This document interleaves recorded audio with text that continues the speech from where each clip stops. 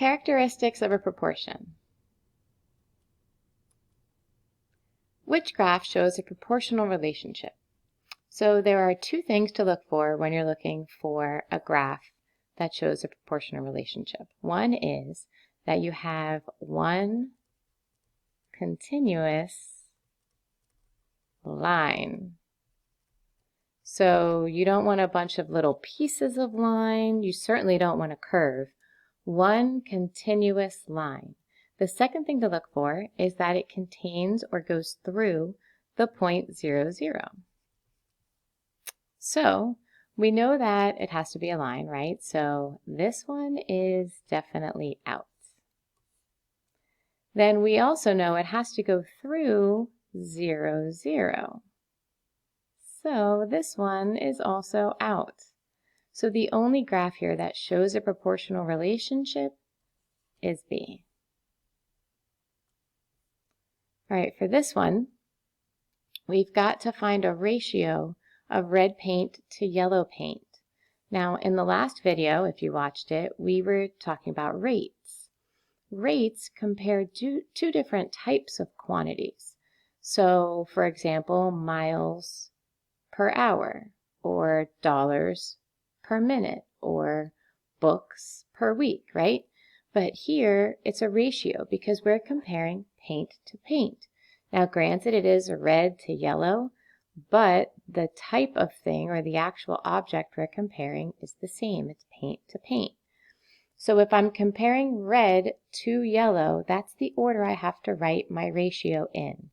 Red has to come first, and then yellow.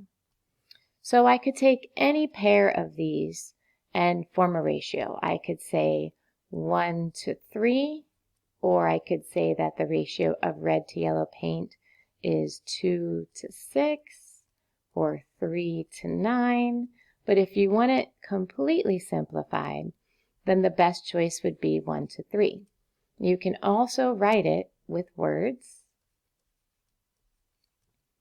or as a fraction. These are three different but equivalent ways to write a ratio. The graph on the right shows the distance traveled while hiking for some time. What does the point 0, 0 represent? So this point right here, our x value is time, and our y value is distance. So the point 0, 0 would represent that 0 time has passed, right? Or even a better way to say that would be that 0 hours have passed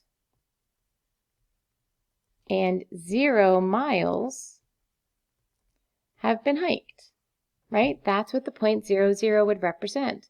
If I was asked what would this point represent, it would represent that, I would follow it down and see that 5 hours, then follow it over and see that this is 6 miles. So after 5 hours, the hikers have gone a distance of 6 miles.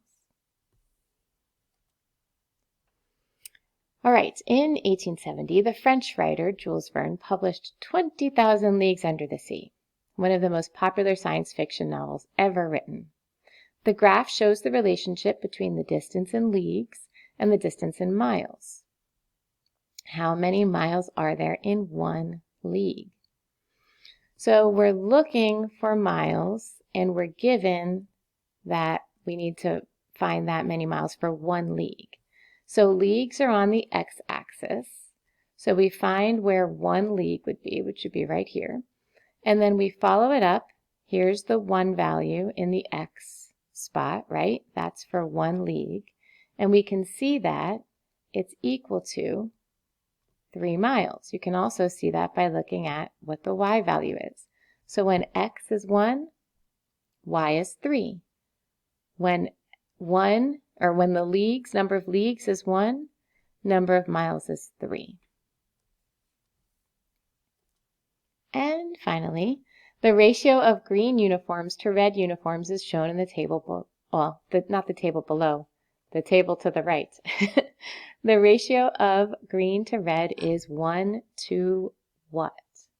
So we don't have the number 1 in our green column anywhere. But we have a lot of other numbers, right? We have 2 to 6. We have 3 to 9. We have 5 to 15. And we have 6 to 18 that we can get from the table. If I take any of those and write them as a fraction, and then simplify that fraction, then I'll have my ratio of 1 to whatever number I find, right? So in order to make this have a 1 on top, it looks like I'm going to need to divide both of these numbers by 2. So divide by 2 and divide by 2, and 6 divided by 2 is 3. So the ratio of green to red is 1 to 3, and the value of x in this proportion is, or in this ratio, is 3.